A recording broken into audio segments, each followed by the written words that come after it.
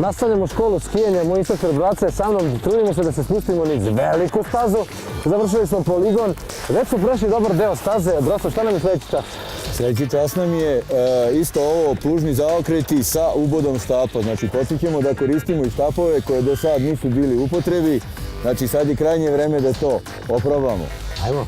Idemo isto, plužno se krećemo, uvek smo u plugu. Dobro. Pred svaki zaokret ide štap, donji štap ide ispred, ustajem, promjena pravca, ulazim u sljedeći zaokret, hop, gore. Nemoj zaboravljati ruke da mašemo jer tako one su uvek ispred nas i mirno, tako iz globa izbacujemo štap napred, tako je. Krećemo plužno, znači isto ruke su napred, navaljeni smo napred, težište, idemo, štap, hop, dole.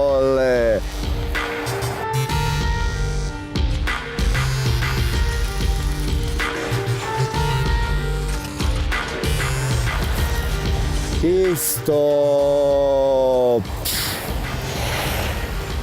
Odlično, bravo. Lepo upotreba štapa za prvi put, super.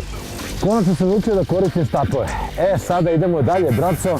Ne znam i sam šta me očekuje na sljedećem času, ali ostanite sa nama i gledajte sljedeću školu skijanja.